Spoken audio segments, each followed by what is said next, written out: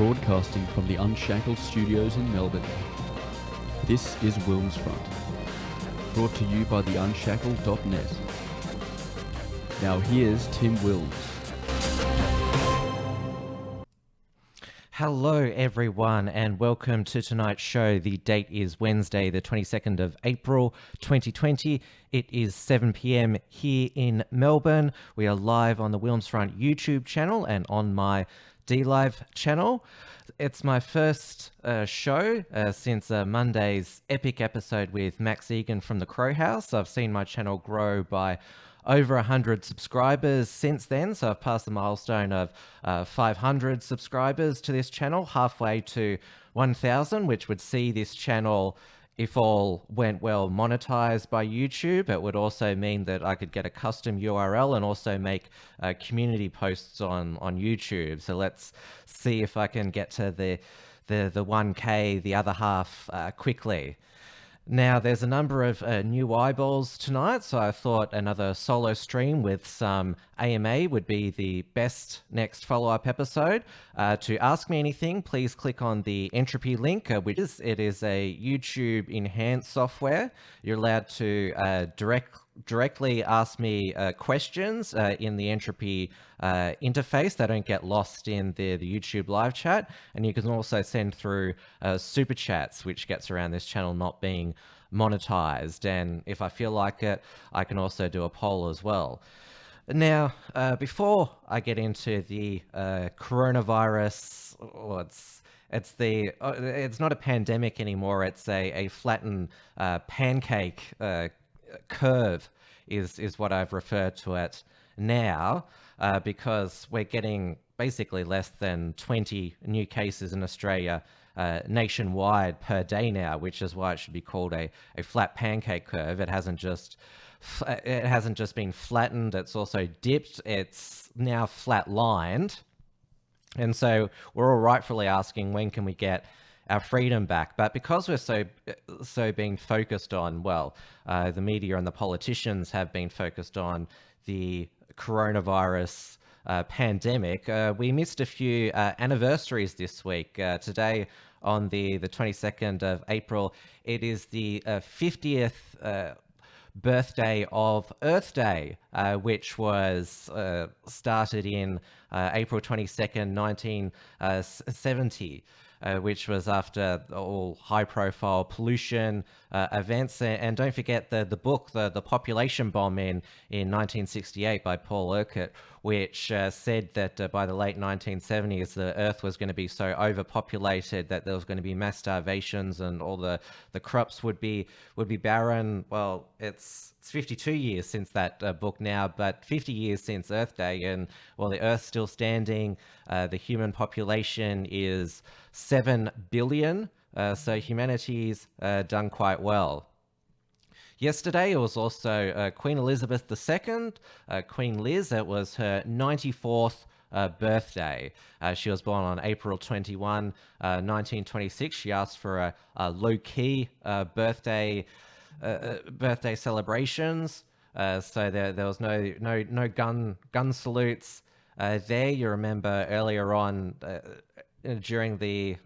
this month during the pandemic, she did a special Queen's message to the British public because they are still in lockdown. And of course, on Monday, I forgot to remind everyone that it was 420, which it's most commonly known in the contemporary popular culture as Stoner's Day, even though the date itself has no significance to stoner culture. It's just a day that they picked. It's sort of like how 1488 doesn't actually refer to a specific year. When I first heard somebody shout 1488, I thought they were referring to something that happened in 1488, but no, it's the 14 words and the 88 precepts. But the significance of 420, apart from the Stoner's Day, is that it is 52 years since British MP Enoch Powell's Rivers of bloodshed, where He talked about mass third world migration to Britain would lead to rivers of blood, and he was pilloried for that, called a racist and demonized. He had his career ruined. But if you look at the state of multicultural Britain at the moment, with the grooming gangs, the terror attacks, which, well, until lockdown were pretty frequent, even though they weren't always deadly.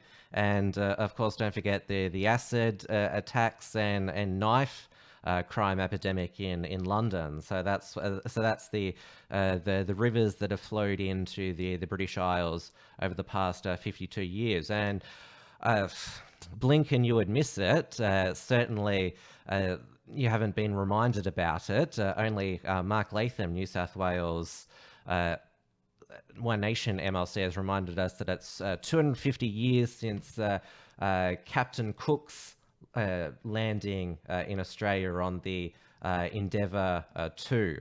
I'll just bring up, I'm able to do proper screen share here.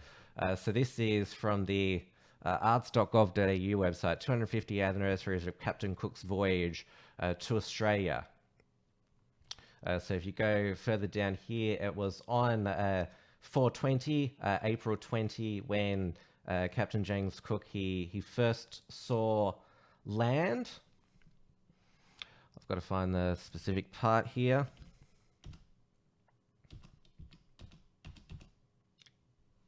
Yes, Point Hicks, 20th of April, 1770. The Endeavour sailed north, first landed at Botany Bay on the 29th of April, 1770. So this is sort of the 9-day period of the discovery of Australia. So yes, blink and you would miss it there. That's how they want, how much the left want you to forget this significant day in the founding of Australia. We've already got a few questions on entropy. Portfilm Co-op, what is Senator Slayer's big announcement today? Well, if you go over to his channel, he's already posted the video vlog from earlier today. It's just an update on his, he talks about the LGBT liaison officers who've been involved in the case, and also the fact that at his last physical mention hearing, he had what he believed was a lesbian magistrate. She had quite short hair, in his opinion, had a very lesbian appearance. And Bieber anti-bullying, will you investigate and expose the secret LGBTQIP cabal in the Victoria Police? Well, that's obviously referring to what Senator Slayer, his video earlier today. I think he set it out set it all out in quite a deep detail there. So I'd recommend watching that video. But it's no secret that they have these LGBT liaison officers because the police 30, 40 years ago, they were enforcing the state laws against sodomy, which have been repealed now. So part of these liaisons officers' role is to basically repair the police's relationship with the LGBT community. And I know in Victoria, Daniel Andrews gave an apology on behalf of previous governments and the police for prosecuting sodomy laws, and they've expunged sodomy convictions in Victoria now, which they no longer show up on people who'd been convicted of that charge, their criminal record now.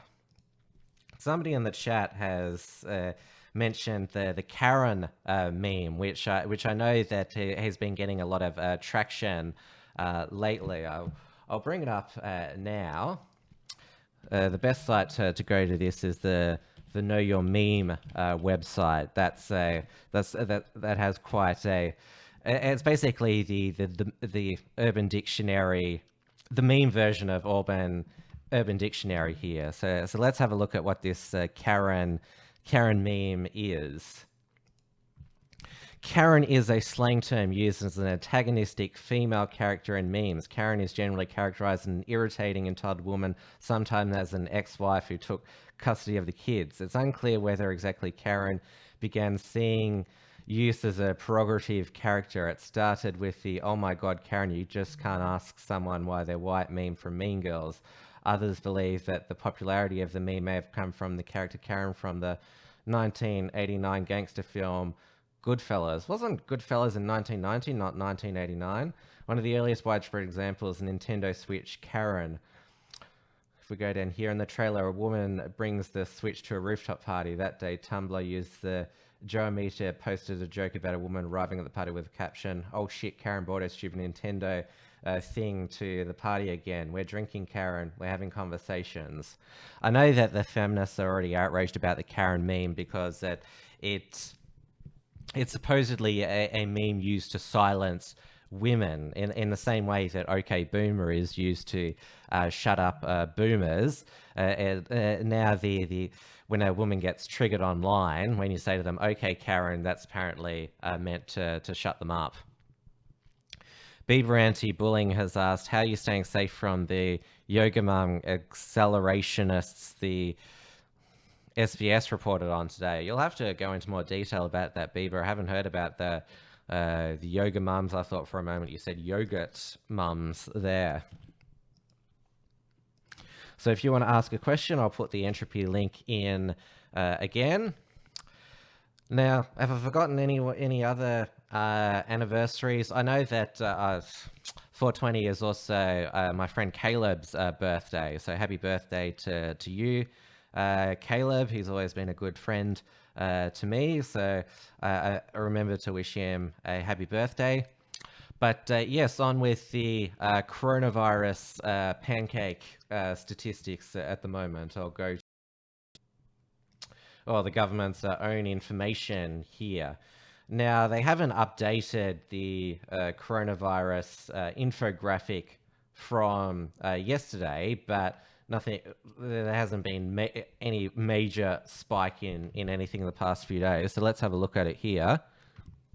Yes, so they always report the media, the total cases, 6,645. But they don't tell you about the recovered cases, 4,291. So 2/3 of people who contracted coronavirus have recovered, and it's actually up to 72 deaths now. This is why this is out of date. So as you can see, an extremely low death rate there. 47 people in intensive care units nationwide because of the coronavirus. In my home state of Victoria, 12. So Daniel Andrews, remember, he wanted the convention centre as a makeshift hospital and morgue.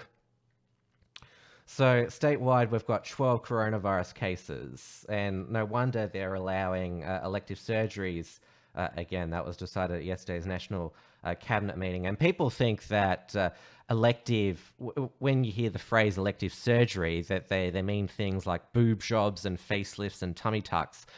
The chief medical officer himself actually clarified what elective surgery means. It means non-urgent surgery, which means that if you don't have that surgery, it's surgery that's not immediate for you to keep living. That's what it is. So it includes things like breast reconstruction after breast cancer. So pretty serious procedures. So it basically means that, they're important things, elective surgery, for your health, but if they're not urgent that you need to have them right now for you to survive. Though if delayed for long enough, not having an elective procedure could lead you to an early grave.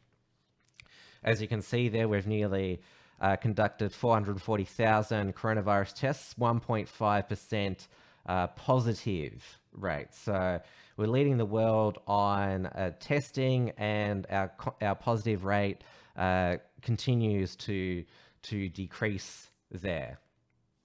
Now, as you can see, that's the curve down there. See, it peaked there around the 27th of March there, and it's constantly gone down. And as you can see there was a slight spike yesterday, which I know the media was eager to report on there. And if you have a look at the deaths deaths there. There's only one death under 50 in Australia. Most have been in their 70s, 80s, and 90s. But you can see cases by age group and sex. It's still 20 to 29-year-olds who've tested positive the most. Most of the deaths have been male, but it's young women. They've tested positive the highest there. And I've made the point before, but it's worth making again. Notice how coronavirus tests, they're only conducted on male and female. There's no breakdown of the 72 genders or millions and millions of genders there. So I haven't heard anyone complain that they're not including the non-binary tests there. So I've put the entropy link in again. If you have a question or a super chat, please use the entropy link there. Now, of course, I've been making this point all week, given that the curve has flatlined. When do we get our freedom back now? Of course, Scott Morrison, he listed last week his 3 conditions. That is, they want that positive rate to be less than 1%. They want the ability to be able to lock down outbreaks. And they also want to be able to trace where an infection came from. I don't get why this is so important, because the reason why we're told we needed to go into lockdown is to flatten the curve so our ICU wards were not overwhelmed. That's clearly not going to happen now. So they're moving the goalposts now. They're making the bar higher so that the lockdown can be lifted. It should be lifted now, because it's clear our ICU wards are not going to be overwhelmed. So we are rightfully asking, when can we get our freedom back? And this is why I've titled tonight's show, Now is the Time for Politics, because we're all told at the beginning that we've got to unite behind our leaders. Now's not the time to play politics. We're all in this together. Remember that. Oh, I'm so sick of hearing that stupid song now, we're all in this together. Well, we've all clearly got through this together now.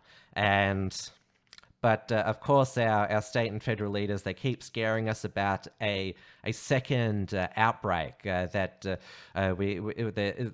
one dinner party or one birthday party, and all our hard work, all our sacrifice, all of the jobs we've ruined through the lockdown will all be for nothing. And Daniel Andrews, our premier in Victoria, said, "Oh, don't get ahead of yourselves. This is going to be it's going to be a long, long time before we go back to normal." And I know that it's been estimated that the pubs, clubs, bars, and restaurants and nightclubs won't be open until September.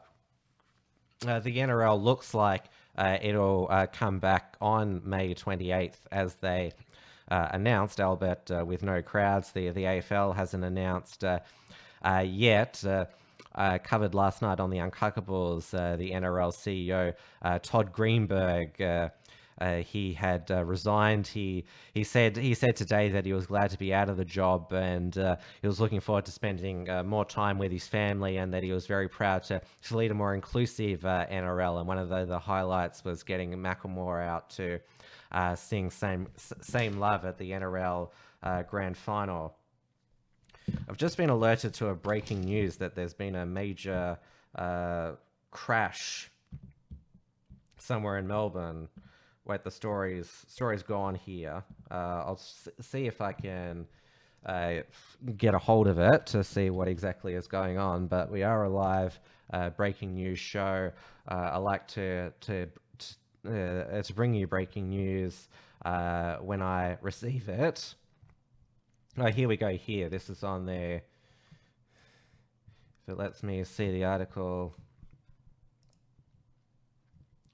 So this has just happened right now. Several people feared dead after crash on Eastern Freeway. Police officers fear their colleagues may be among those killed in a horror crash on the Eastern Freeway. Emergency services were called to the freeway near the Burke Street exit in queue after reports multiple vehicles, including at least one police car and a semi-trailer, had collided at 5:40 p.m. on Wednesday. Yeah, that looks horrific there. Aerial vision from the scene show a large number of emergency service vehicles on site, including 2 fire trucks, semi-trailer with debris scattered behind it for more than 100 meters. Motorists being urged to avoid the area with significant delays expected. A Victoria Police spokeswoman described the scene as dynamic. Emergency services are currently responding to a collision in Kew tonight.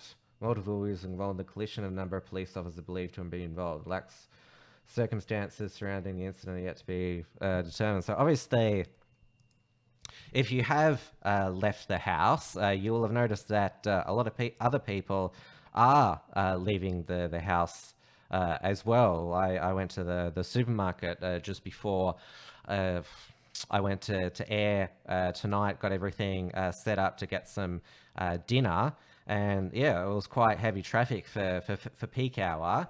Obviously, in the state of Victoria, we're only allowed to leave the house for essential purposes, which is to get essential supplies for care or medical treatment, for exercise or for work and education. Now, Daniel Andrews said he might let us out of the house for more reasons. How generous of him to let us go out for a few more reasons, because remember, you're not even allowed to have one friend over for a drink, a social drink at the moment.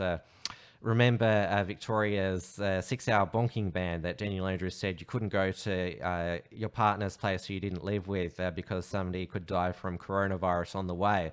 And remember that we're the only state here in Victoria that has banned golf and fishing, because that could, even if you do practice social distancing during golf, somebody could die from coronavirus. Cresto has said, is a sexual emergency necessary? Oh, well, I think that's why they termed Daniel Andrews' temporary ban on seeing your partner you didn't with a bonking ban. Maybe Daniel Andrews, he heard back from some of his more degenerate voters who he needed to have their sexual urges released, and that's a form of care. Beaver Anti-Bullying has last asked on Entropy, did you know the opium wars were instigated by David Sassoon, the Jewish merchant who had monopoly rights on selling opium to China? No, I didn't know that. I'll look more into that, but I'm definitely familiar with the opium wars, and China is extremely still bitter and angry about the opium wars, which began their 100 years of humiliation by the British and the Japanese, which is why they're so hell-bent on world domination today, because they remember how they were humiliated by all the other powers in the world, and they want to rise for themselves, and they also still play the colonization guilt trip on us. They've just accused Peter Dutton because he I'll go into this story now. So the Chinese, they've called Peter Dutton. They've said he's peddled bigotry and ignorance. China has slammed Peter Dutton for propaganda war. Because Peter Dutton, he told the Nine Network, I don't think it's too much to ask. It will certainly be demanded of us if Australia was at the epicenter of a virus making its way in society. I think it's incumbent upon China to answer these questions, to provide the information so people have clarity about what happened, because we don't want it to be repeated. It's referring to, obviously, the outbreak of the coronavirus. And we know this is not the first instance of virus being spread from the wildlife wet market, and to be honest, and we need to be honest about that. Chinese spokesperson said Dutton had exposed Australia's ignorance and bigotry, calling him pitiful. It makes people really, this is Dutton again, it makes people really curious that in recent...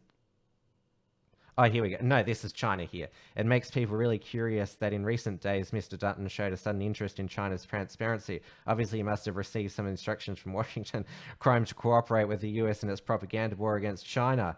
Spokesperson said the comments were part of an anti-China campaign enacted by high-levels officials in the United States. Their aim is to shift blame and deflect attention by smearing China.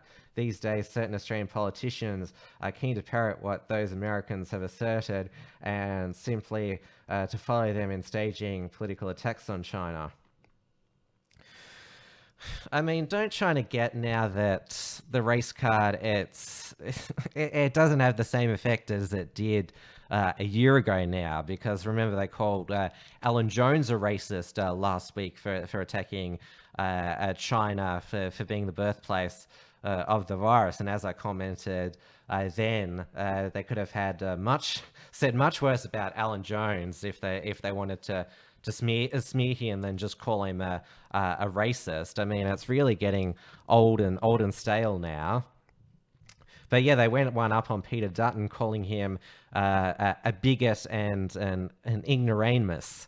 So yes, I'm sure Dutton, he's going to be quite triggered by that. I mean, nobody's ever called him a bigot before. They didn't want to call him Mr. Potato Head or something. Is that the best they could do? I mean, seriously. I put the entropy link in again in the chat. So if you want to ask a question, send through a super chat. That's where you need to go. What else have I got here? Oh yes, what to do about the coronavirus now that the curve has flatlined, because as I've already established, we were told that we needed to go into lockdown to flatten the curve, and so our health system wasn't overperformed. Now apparently the medical experts are debating whether to eliminate the coronavirus, because that's what New Zealand wants to do. They're even on an even more extreme stage of lockdown than us, where you can't even get KFC.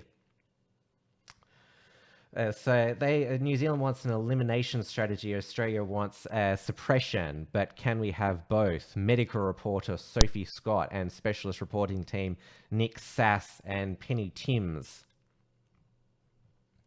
So if we go down here, what are the experts saying? Virologist Kirsty Short said Australia's case numbers of the past week suggested that eradication of the coronavirus was feasible.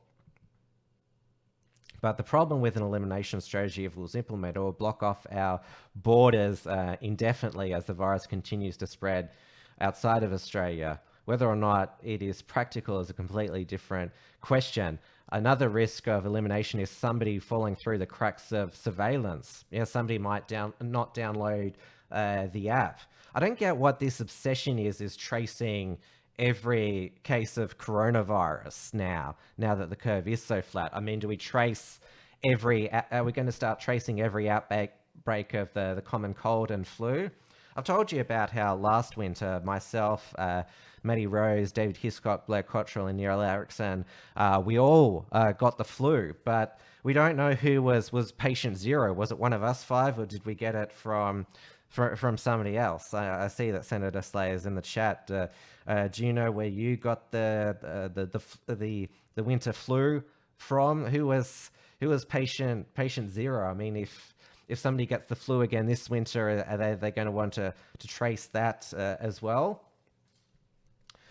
So instead, she said, this is Kirsty Short, Australia's existing suppression tactic would result in a low level of infection circulating in the community, but it would never be so high to overwhelm the health system and see high mortality rates we've seen overseas. Yes, she admits it. That Australia could learn from countries like Japan, which had a largely voluntary lockdown light strategy, and Singapore, where loosening restrictions had seen a high rise in cases. The risk for New Zealand is that this is advisor to the New Zealand government, microbiologist Syoxi Weil, said she was conscious the elimination strategy meant long-term closure of New Zealand borders. It's going to be all about how we manage people coming into the country. The New Zealand government do know what the risk is when we get uncontrolled movement of people if those people are infected. But ANU and infectious disease specialist Sanjaya Senayayak said New Zealand was not doing it better than us in terms of cases per head and population. Yes, they're doing worse than us despite their being on a need. Said any elimination of strategy would only be short-lived until a vaccine was found, if a vaccine was found. He believed that gradual lifting of restrictions meant health and government agencies would need to be on alert for new outbreaks, and did not think Australians would be shaking hands anytime this year. Lifting restrictions does mean you did not lift surveillance. Yes, you've got to download the app. We should intensify that and testing because we want to jump on cases immediately. Businesses reopening will have to rethink how they operate. Factories may need to plexiglass between workers. If you've been down to Woolies or Coles today, you may see the plexiglass there. It's not bulletproof glass, so you can still, if somebody wants to rob the supermarket with a gun or a knife, they can still do it. It's not even fully contained. I mean, they can still stick the weapon underneath the plastic there. I don't want to give anyone any ideas on that, but I'm just saying it's basically the plexiglass is basically a cough guard and nothing else. And Deputy Chief Medical Officer Nick Coatsworth, it's worth seeing what Dr. Nick Coatsworth looks like. I haven't got a photo of him on hand, but have a look what he looks like. Said the issue with pushing forward eradication was creating a non-immune population, so we wouldn't get that herd immunity, which has been the goal of other nations such as Sweden. The process of suppressing we get to the point of eradication, that would mean a significant outcome. But we must continue to build the capacity and continue to contain the virus and remember that we're not immune from it. And all the rest is just about a vaccine for it there. But yes, so when they talk about an elimination strategy, you can find in the fine print that means a continued lockdown, house arrest, only allowed out for reasons the government deems essential there. I've got another question from Courtfilm Poap here. Reading articles, no-name Antifa people, trolls in your chat, a platform. James Fox Higgins made that point quite well on last week's Unshackled. If there are any leftists of note, who say who run a blog or operate a YouTube channel or Facebook page who want to have a debate with us, have some sort of credibility or CV, then yes. Sinister has asked, how do you feel about dominating in that live interview? Nearly 4,000 views. Yes, he's referring to the Max Egan interview from Monday night. The reason why the views are so high is because I have to thank Max for sharing it on his social media channels. He's full of his followers that have come on over to view the interview and subscribe to the channel. Obviously, a lot of them liked the interview and me enough to subscribe to the channel. Obviously, I do want to keep them here tonight. So, as I keep saying, if you want to ask a question, come on over to Entropy. YouTube is trying to say that there's not enough video to maintain smooth streaming. I'm sure that you'll let me know here in the chat if there's something wrong with the stream, but none of you are complaining at the moment. Portfilm Cover said, that's boring and weak, Tim. What, so I should just give some no-name Antifa far-left troll a platform? That's not how it works. You only debate somebody who is at who is at the same sort of media public stature as yourself. That's how it works. Port Film also said Tim is patient zero, but not for the flu. I'm not sure what you're referring to there.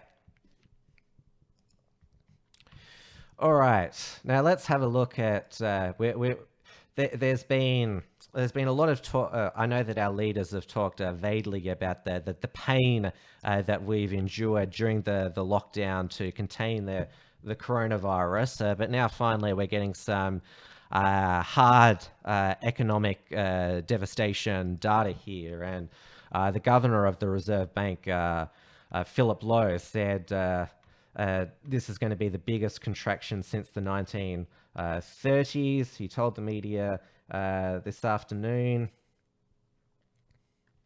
if we go down here, that expected national output to fall by around 10% over the first half of 2020, with most of this decline occurring in the June quarter, which is the quarter up to June, which we're wondering now. The unemployment rate is likely to be around 10% by June.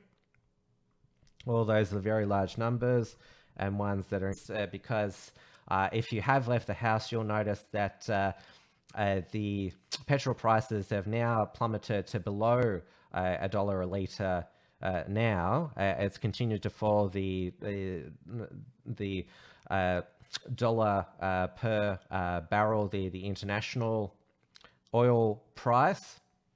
And I know that the Australian government announced today that they're going to be opening up a oil petrol reserve over in the United States, because if you recall my interview with economist Martin North, he talked about how we only have 30 days. Price increases mean that's quite likely the year-ended headline inflation will turn negative in the June quarter. If so, this will be the first time in early 1960s where the price level has fallen for over a full year.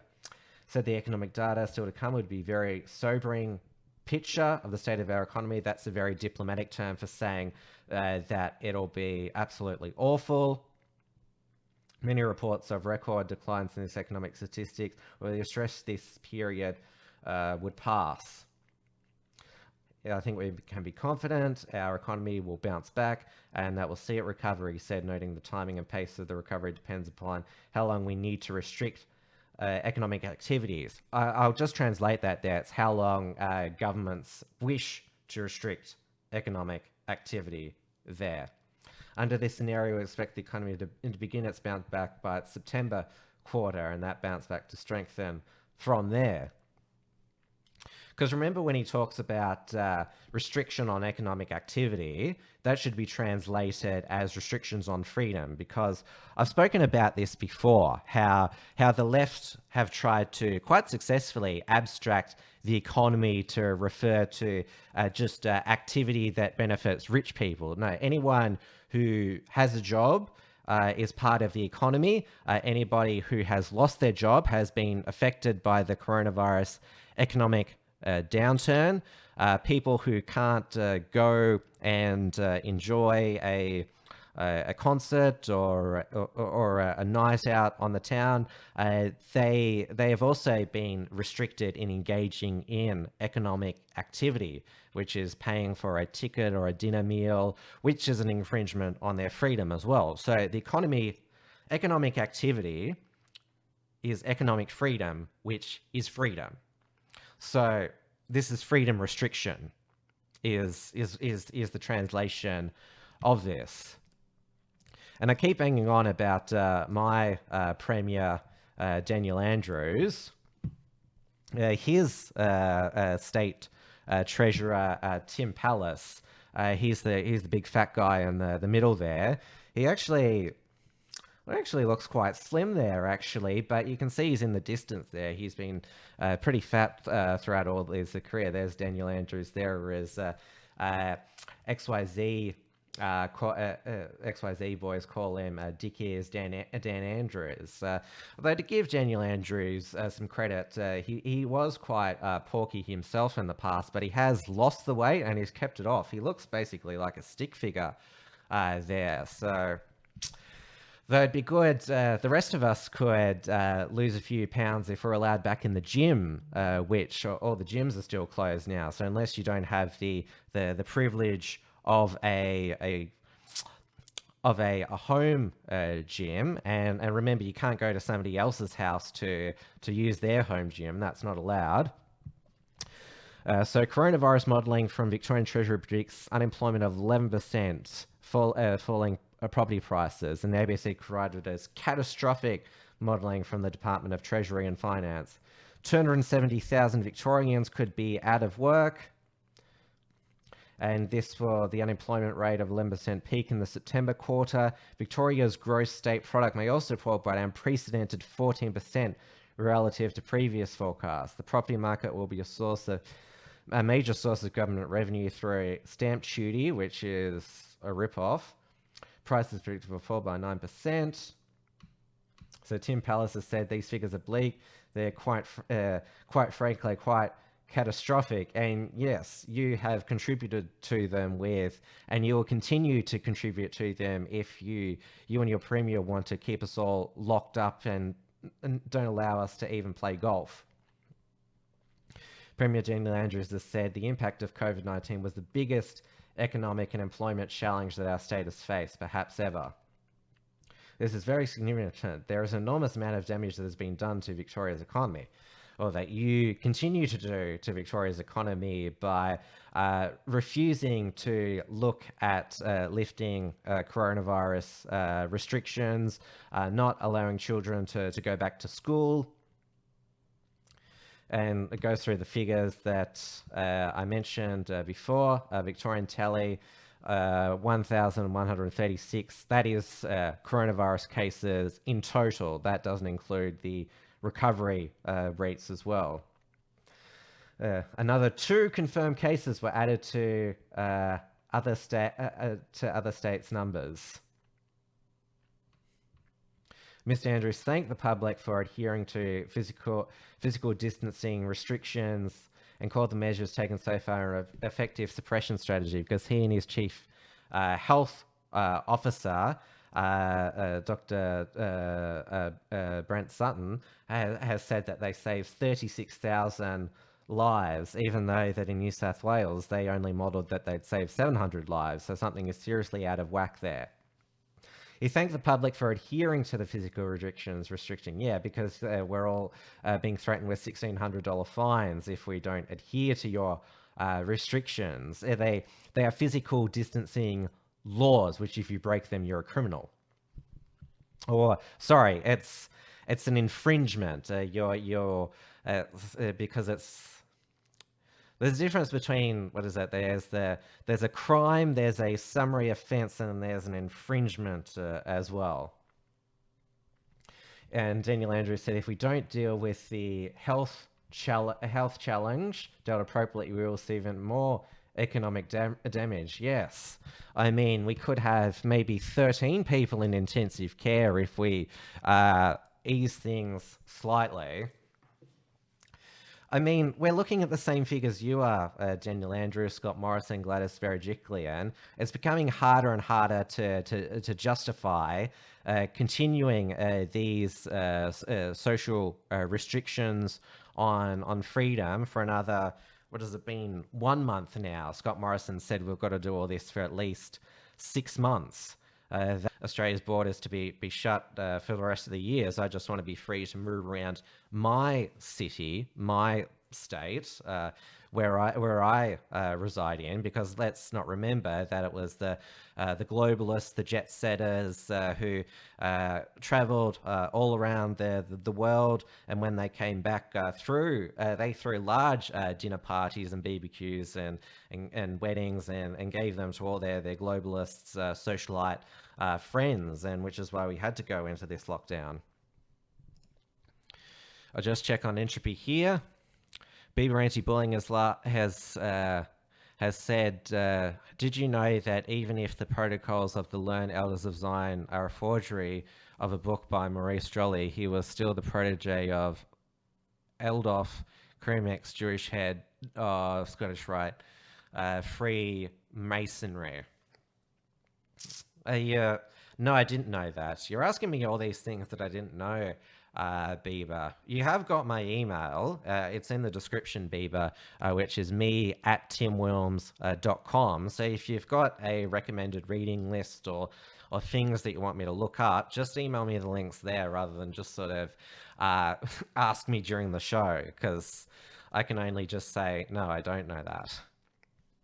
Anxious Aussie has got a couple of questions. What's your opinion about Max's claims about the virus and viruses not being contagious? Well, that's his theory. We've been told that a coronavirus, along with other viruses, is spread through droplets, which is apparently from our face. That's why we're asked being not being told not to touch our face and then touch things with our hands. It's, when you think of droplets, you sort of think of, well, a drop of water, not sort of invisible droplets. And as that article that I showed you before, they've said that we're not going to be shaking hands for quite a while. Is it going to be illegal to shake hands? Is that what we're implying? Are they going to continue to asking us to do I call it the funny bone elbow greeting? I'm certainly not doing that because I don't want to risk injuring my funny bone. There's nothing funny about hurting your funny bone. It's one of the most ill thought out names of a bone of the body. And Anxious Aussie, their other question is, what do you think of reports the virus may be impacting the immune system and getting into the brain? Yes, it does. Their immune system make them more susceptible to health-related illnesses later in life, which is sort of that's the same effect that HIV has. It's not HIV/AIDS that kills you. It's just the weak immune system, which gives you a deadly form of pneumonia. Port Film Carper said, if you were gay, do you think you would be a top or a bottom or both?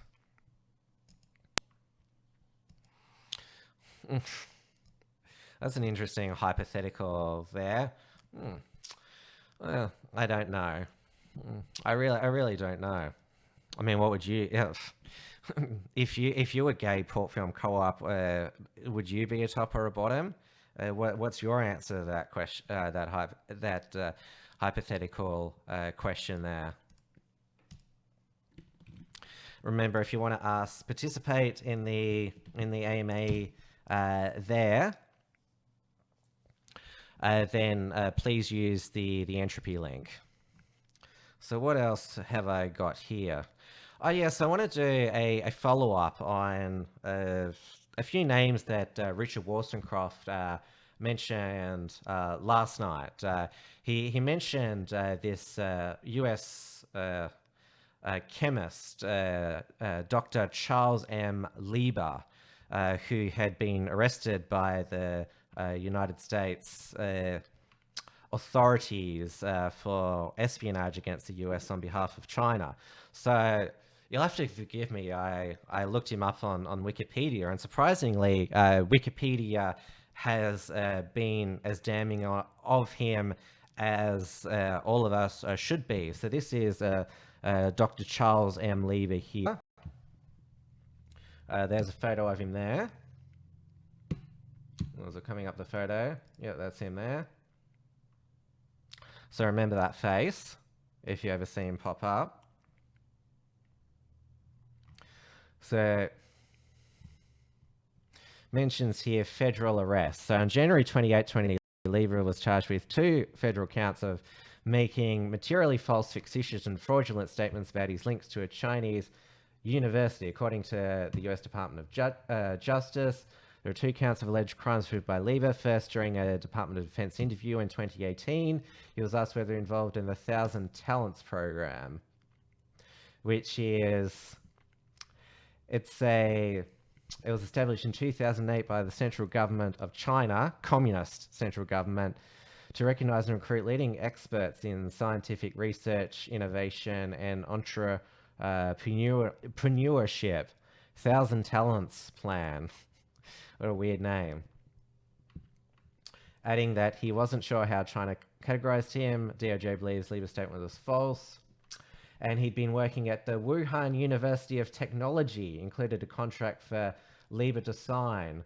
As there was an inquiry into inquiry of Harvard University about Lieberman's foreign affiliations in January 2019. Harvard interviewed Lieberman's report to the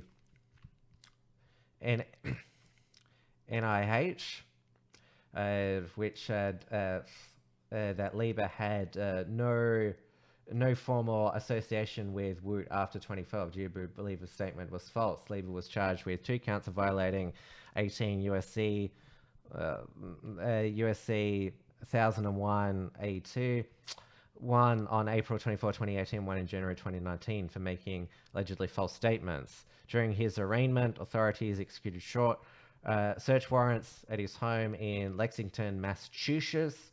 The charges against Lieberman carry a sentence of 5 years in federal prison and $250,000 fine. Lieberman was placed on paid administrative leave by Harvard. So that is Mr. Lieber here. And we've also got Richard last night mentioned Marina Ibrahimovic, who is a Serbian performance artist and filmmaker. Her work explores body art, endurance art, and feminist art, the relationship between the performer and the audience, and the limits of the body and the possibilities of the mind. We have a look at the controversy here. Among the chances of emails leaks from John Podesta and published by WikiLeaks in the run-up to the 2016 presidential election was a message from Abramovic to Podesta's brother, Tony Podesta. Remember, John Podesta was Hillary Clinton's campaign manager, discussing an invitation to a spirit cooking. This was interpreted by conspiracy theorist Alex Jones as an invitation to a satanic ritual, and presented by Jones as proof that Democratic candidate Hillary Clinton had links with the occult. And obviously, this was in the same emails which led to the, I would say, the widespread dissemination of the Pizzagate child sex trafficking theory. And this is what Alex Jones, if I go to here, because she's been in the news again, Marina Abramovic, because she did a spirit cooking feature in the New York Times, and she also featured in a new Microsoft ad featuring spirit cooking and promoting Microsoft's virtual reality there. Microsoft quietly removed the ad from YouTube last week after it received over 24,000 dislikes within 24 hours and widespread disapproval of Abramovic, well known in elite circles and pop culture as a black magic ritualist. And that's got a link to Alex Jones breaking down why Abramovic is such an important figure in elite circles and more. And the New York Times had this: Marina Abramovic just wants conspiracy theorists to let her be. Yeah, she's just got this. I think it's got a link to it here. Yes, this is a link to the archive version of the New York Times article. People have recommended to me, if I'm going to link to a mainstream source, use the archive link so you don't give the traffic here. And it goes through the thing. Miss Abramovic's work can be violent, sometimes bloody, but the Microsoft video was innocuous. It was focused on the life in which musicgoers wear special headsets. So Miss Abramovic seems to appear before them. And then it mentions, yes, Alex Jones' wicked actions there. Port Film Co-op has asked on Entropy, with the advancement of AI, why has nobody really theorized that AI may be out of control and was to blame for releasing the virus in an attempt to enslave us? step by step? Is that some port film called some sort of hint at 5G? It was because last week the Washington Post ran that cable between U.S. government departments that the coronavirus may have been born in that Wuhan virology lab. But this week now the news cycle has moved back to the wet market and the bat soup. So I've always maintained that it's one of the two. It's either the accidental or intentional release from that bioweapons facility, or it's the person who ate the bat soup.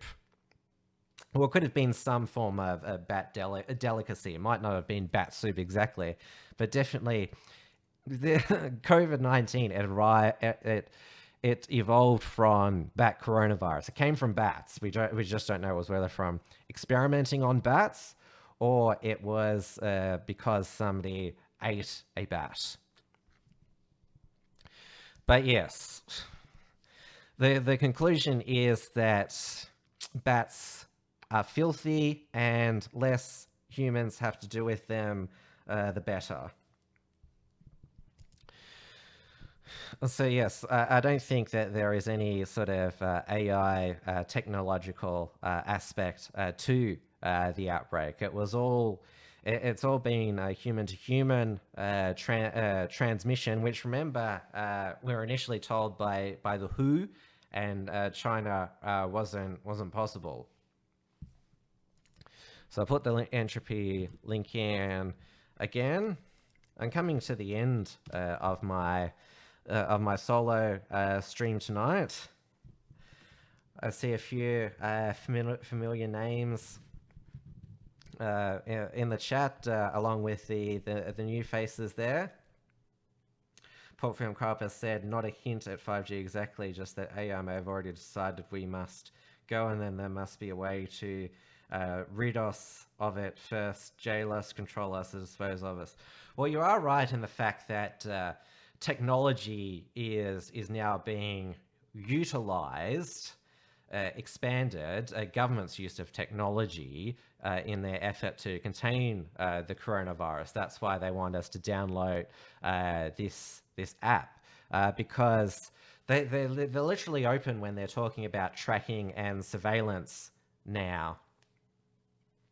Is that, yes, they won't let things go back to normal. Well, they've said that nothing will be normal now. We'll never go back to normal. This is a brave new world, but we've got to have this tracking up. And they say, trust us. It won't tell us where you've been all the time. And they make this argument as well that, it's just like Apple and Google Maps. You give your information to Google and Apple, so why not the government? And yes, I distrust these corporations as well, but I mean, there's Facebook, Google, they might think that they run the world, but they're still a corporation that we can choose voluntarily to deal with. Governments, we can never get out of our social contract with government. Because the whole thing, we're all in this together, please do the right thing. Remember, we never had a choice in all that, because the government enacted the emergency powers and threatened us all with $1,000 plus fines if we didn't comply. And of course, we never voted on these emergency pandemic powers because we've never been through a pandemic before. So let's get real about the difference between government and Facebook and Google and Apple. If you chuck your iPhone in the toilet and flush it down and it gets wrecked, Apple's not going to be mad at you. They're not going to come after you. Where if you get the ankle bracelet off you and flush that down the toilet and destroy it, you'll get a SWAT team with you in about 15 minutes. But this is why I say now's the time to now's the time to be political. Now's the time to support to talk politics. And as I've said before, that it's those who are saying we need to continue to the lockdown for as long as possible. You notice that they are the ones who previously said that we need to shut down our economy because of the coming climate catastrophe. And I noticed that the former member for Wentworth has just published an article on the Guardian that Green left former member for Wentworth. It's had a long history as being a doctor's wives socialite area, and it had one of the highest outbreaks of coronavirus there. So this is what John Hewson has written here. Coronavirus is a dress rehearsal for what awaits us if governments continue to ignore science. Leaders have failed to listen to clear warnings and predictions, but response to COVID-19 is an inspiring indication of what we're capable of. Coronavirus pandemic should be seen as a dress rehearsal. What awaits us if we continue to ignore the laws of science, the physical world, and the demands of several catastrophic threats such as climate change. And I should also point out that John Hewson has actually, his full title is Dr. John Hewson, but he's not a medical doctor. He's also not a scientist. He's a doctor of economics. So he has no medical or science doctorate, so don't be misled by the doctor. And also Dr. Peter Van Onselen, who you'll see on Twitter. He's not a medical doctor. He is a doctor of political science, which, I mean, he's pretty much Peter Van Onselen through his dud predictions and basically going off the deep end on Twitter recently with his unhinged criticisms of the Morrison government. He's devalued the PhD so much. I mean, he's got a PhD in political science, and yet every political science prediction that he's made has turned out to be wrong. Remember, he's the guy that said there's no way that Scott Morrison can win the 2019 federal election, and I'm willing to have this replayed over and over again to my shame. So yes, he's not just a doctor, he's a professor, Professor Peter Van Onselen he teaches political science at the University of Western Australia. That's how smart he is, Dr. Professor Peter Van Onselen, political reporter for Network 10 as well, guest host on the project, and you can see him on 10 News First as well. So now colleagues with Christopher Pine at Network 10.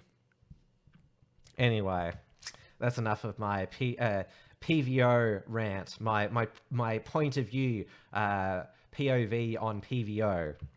So yeah, let's keep going on Hewson's article. Just as Australia was disturbingly unprepared for the recent bushfires and drought, even though they had recurred many times in our history, yeah, because we've always had bushfires and drought, Dr. Idiot. Even though there'd been many warnings of the risk over the years, and blah, blah, blah. He goes on.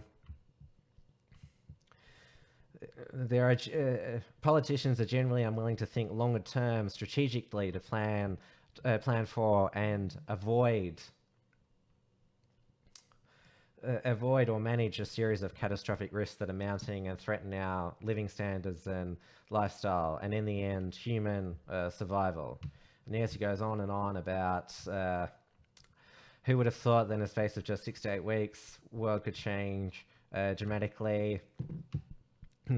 I think he's confusing, because obviously we all made the point that the left were initially very upset about the coronavirus, because the corona emergency, it totally blew away their climate emergency screechings. And let's not remember that the left, they were more worried at the beginning of this pandemic of people being racist towards Chinese people, and the socialist alternative in Melbourne, they held a protest against the racist travel ban that Scott Morrison's government put in place. So remember, they didn't like this coronavirus at the start, but once they saw the economic devastation that the lockdown caused, because that's what they've always craved, the left. They want economic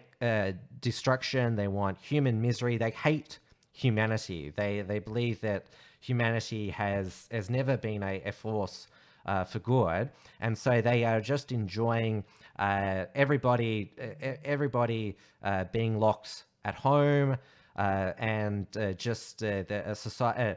The economic society falling apart in front of us, and they want that to continue for as long as possible to see how much economic devastation there can be. Because remember that they were promoting, when there was the toilet paper panic and then it moved on to other staples, that this was late stage capitalism. And they must be so mad now that there's so much toilet paper at the supermarket now. As I said, I was just at the supermarket before. There's not only is the toilet paper aisle full, but they've now got bloody giant ends full of toilet paper. There's so much of it.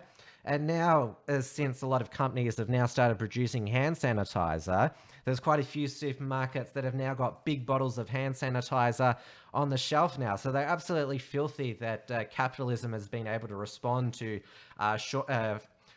food and essential supply shortages in 3 or 4 weeks. We all forget that a month ago, everyone thought that there was never going to be toilet paper again, that we were going to have a toilet paper black market currency. So they've learned to love the coronavirus pandemic and the lockdown, the left, because they've always been control freaks. Even though they used to not like governments and globalism, they now love it. And they also love the police state as well. They think Daniel Andrews and Jacinta Ardern are heroes for...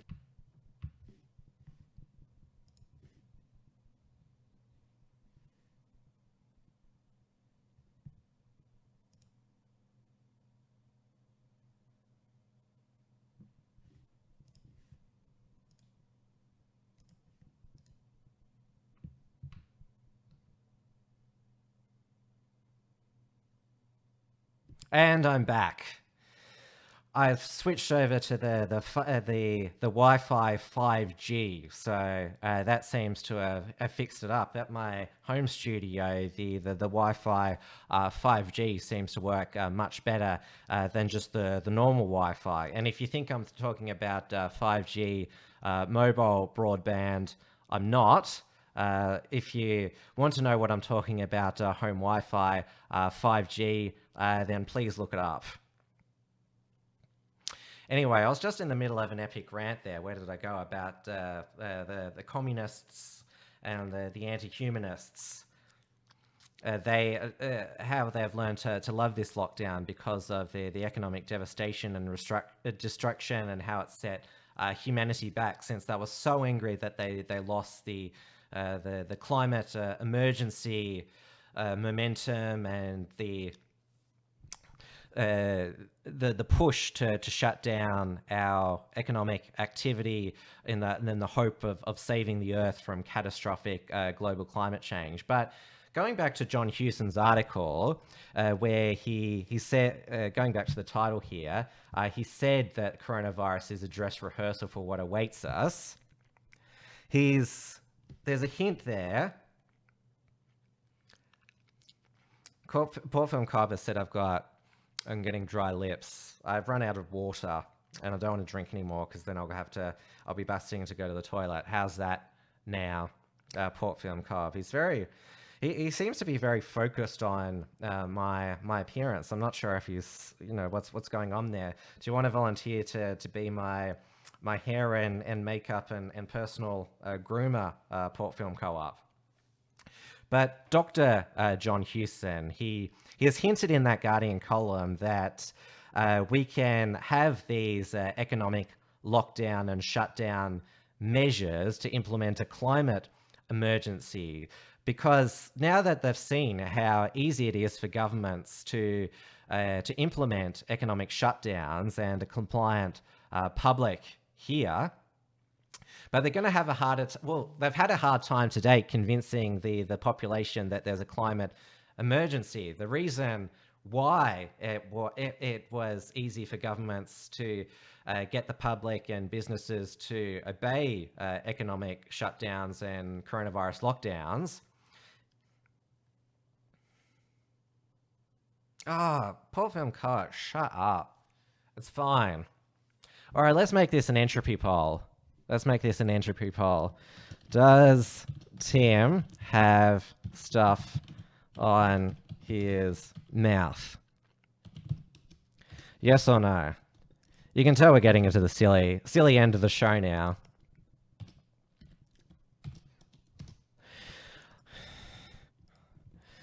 So come on, Entropy, to vote in that poll. And don't forget, you can still ask me a question now that I'm back. And you can also send through a super chat as well.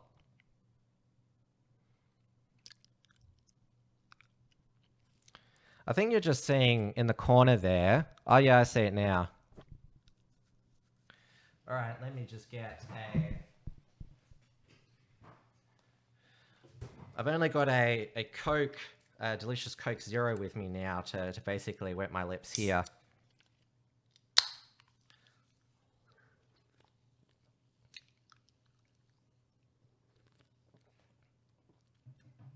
Yeah, because this is a solo show, I'm talking so much, and so there's easy for me spots on my mouth there. There, is that better now, Port Film Co-op? Let me know in the poll if I've still got it there. Who said now it's on your chin? What have I got on my chin now? Oh yeah, I see now. God, are you watching this in ultra high definition?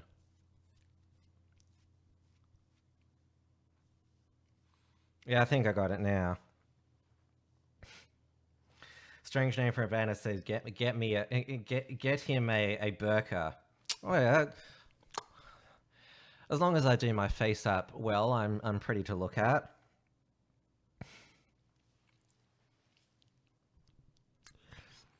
The whole reason I'm doing this is I'm trying to see if...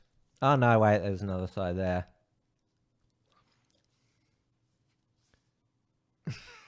I know.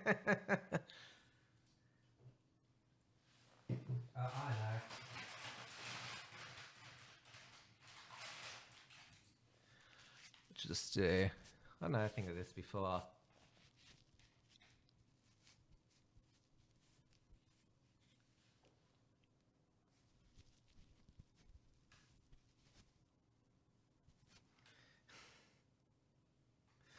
There we go, it's all gone now. Port Film Co-op a year. And I should stress that Port Film Co-op is actually a filmmaker, so he does know what he's talking about. Yeah, Port Film Co-op said is gone. Yeah, he was telling the truth in the end. He's just... I think you're studying my face too much, Port Film Co-op. You really are. Like, you're sort of like zooming in and sort of... Anyway... Now, before this show went to air tonight, there was a video premiere by PC Leaks Pete. I'm not sure if he's still in the chat at the moment. Yes, he's just there now. PC Leaks Pete. He premiered a video on the ASIO director Mike Penishead Burgess. He's doing a series of videos called the Unbearables, which is it's a compilation video of all the things that ASIO have said about extreme far-right extremists. And yes, we are allowed to refer to the ASIO Director General, Mike Burgess, as Mr. Penishead. I wonder if the left will call for us to be charged with sedition.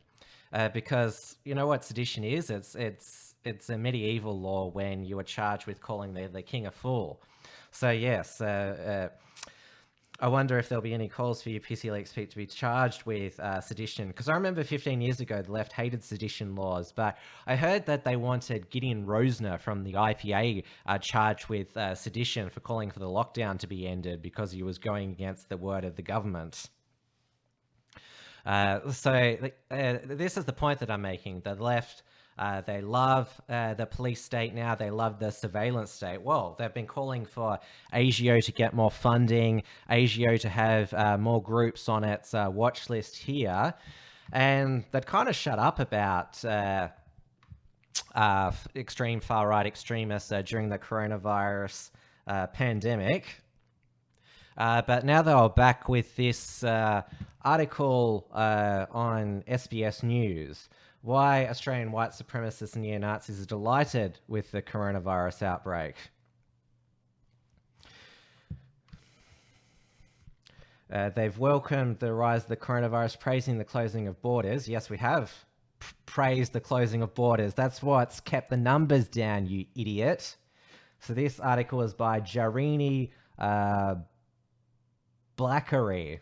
I think that's how you pronounce it. I'm terrible with this pronunciation. Bieber Anti-Bullying has said this is the article with the yoga mums. As global disinformation and conspiracy theories around coronavirus on the rise, some in the far right in Australia welcome the virus as a means of achieving political objectives. A far-right researcher goes by the pseudonym Andy Fleming, who is also known as Slack Bastard, has been watching the online chatter from far-right and neo-Nazi groups over the last few months and has said it's been disturbing. When is he not disturbed? He's always disturbed. He told SBS News white supremacist groups to welcome the closing of international borders and the banning of foreign nationals from entering Australia. Well, shouldn't everyone? That's why we've contained the coronavirus. It's not the house arrest. It's the banning of foreigners and foreign travel, idiot. They're delighted. Get rid of the foreigners, they say. It panders to very strong pre-existing xenophobic sentiment. Well, xenophobia has a fear of foreigners as what's contained the coronavirus. It is a foreign element and it is parasitical. It ties to the idea of social decay and disease brought about by foreign elements from Asia. He's just stating a fact how the coronavirus was born. While many applaud the shutdown of borders, a smaller group is even welcoming the virus itself. I never welcomed the virus. Dr. Kirsty Campion from Charles Sturt University, hoping to bring about a social collapse. I haven't wished for that. They give rise to conditions more suitable for the expanded growth of the far right. Well, if Dr. Kirsty Campion is listening, it is the communists and the left who are hoping for a social collapse by ruining the economy, by keeping us all in lockdown and ruining human quality of life, standard of living as we know it. Acceleration is the strategy to achieving their ideology. They believe you need to capitalize on social unrest and destabilize the state, turn people against each other and rupture community cohesion.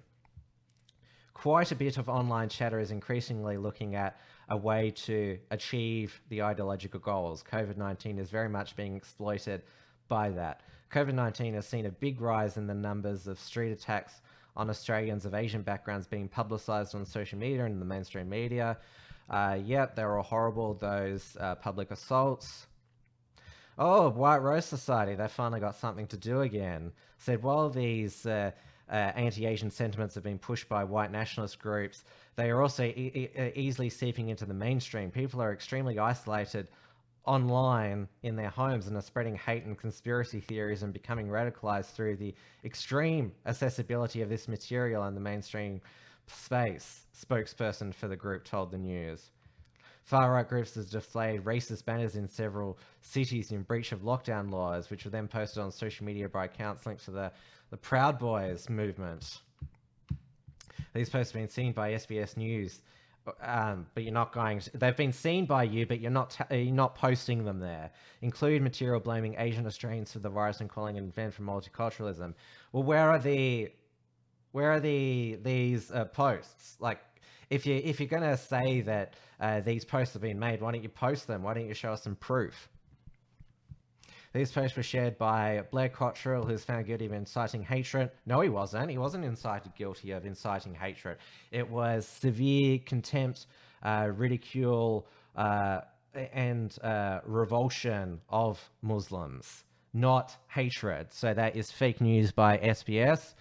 White Rose Society said they've been disturbing limping of the material shared by far-right groups and some wellness bloggers and anti-vaccination groups. And of course they go 5G and alleging the bioweapon is developed by China. Have White Rose Society, and they're investigating the Washington Post as well. The far right doesn't need to do all the propagandizing. Other movements are doing them for them. Yeah, like the Washington Post. We're seeing yoga mums talk about setting fire to 5G hours. Thank God yoga is banned at the moment. All the researchers told SBS that the confusion and fear surrounding COVID-19 found fertile ground for the far right in Australia, and that their ideas and views were getting much more traction than they normally would. And then that's got all the advice in the end. All right, we're nearly coming up to the end of the show, and Dear Beltran Live. I would have been able to say a bit more if it wasn't for Port Film Co-op basically trying to do trying to instruct me to do a facial makeup on the air. How about I have a private viewing session with you, Port Film Co-op, before the show, when you can check out that I'm looking nice and pretty before I go on air. I'll do a little private show for you. How does that sound for you, Port Film Co-op? So it's your last chance to ask me a question on entropy. It wasn't just Port Film Co-op who ruined my rants. It was also the non-5G Wi-Fi as well. But yes, that's the state of things at the moment. Oh, well, I've got a few minutes left. Yes, I noticed that the far right is also being blamed for the freedom protests over in the United States. The protests in various US states demanding an end to lockdown and house arrest. And Jason Wilson, Antifa supporter with the Guardian. Remember, the Guardian Australia was the finances were brokered by Malcolm Turnbull.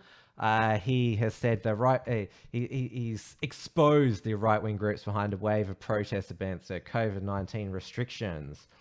He mentions the Proud Boys here, conservative armed militia groups, religious fundamentalists, anti-vaccination groups, and other elements of the radical right. Apparently the one organized in Lansing, Michigan, was organized by the Michigan Conservative Coalition. It's also heavily promoted by the Michigan Freedom Fund. How dare these far-right freedom lovers demand their freedom? That is just so extreme. But going back to, because I'm surprised that SBS has regurgitated the far right, extreme far right extremists exploiting the coronavirus pandemic for political goals, because it fits into what I was saying at the beginning, how the left were so filthy that coronavirus had ruined their climate emergency. And it's in a period of a month, you see how they've adopted from going from a climate emergency to a coronavirus emergency. The lockdown must continue forever until we eliminate the virus. And anyone who suggests that maybe we should be able to be a bit more free, have some fun, see distant family members, they're grossly irresponsible, negligent, and they should be censored from the internet. So at the heart of it, the left, anti-freedom, anti-human prosperity, and so they've simply just moved from the climate emergency to the coronavirus emergency, because it was legitimate for a month ago for us to be concerned about the coronavirus infection and death rate spiraling out of control. But we've contained and suppressed the virus now. We want our freedom back now. That is the legitimate thing to back now. But as the people who thought that, shutting the borders was racist, they're the ones who are now wanting the shutdown to go on further, even when it is now not necessary. So I think that is extremely telling about where the extreme far left extremists, communists, anarchists, socialists, Marxists, Maoist, Stalinist, genocide apologists come from. All right, so that is it for this solo WilmsFront tonight. Thank you everyone so much for watching. And I will see you tomorrow night for another edition of the Unshackled, 8:30 p.m. Melbourne time on the Unshackled YouTube and DLive channel. Remember that the live replay of this episode will be uploaded in podcast form. You can subscribe to the WilmsFront podcast on the podcasting app of your choice by going to timwilms.com. That's also got links to my own social media and also to ways to support the program outside of Entropy. And of course, Tread Tasman Talk on the Unshackled's YouTube channel, 6 p.m. Friday night. So news update just before we end the show. Breaking news on that crash on the Eastern Freeway in Melbourne. 4 police officers have been confirmed as dying on that multi-vehicle crash on the Eastern Freeway. So that's pretty horrific there. Maybe we need... yeah, I won't say anything more on that. That is tragic news now. Stay tuned for Dia Beltran live. And like I said, I'll be back tomorrow night with the live replay upload. I will remove the buffering, and I'll also remove Port Film Co-op's in-show face makeup tips as well. Good night, everybody.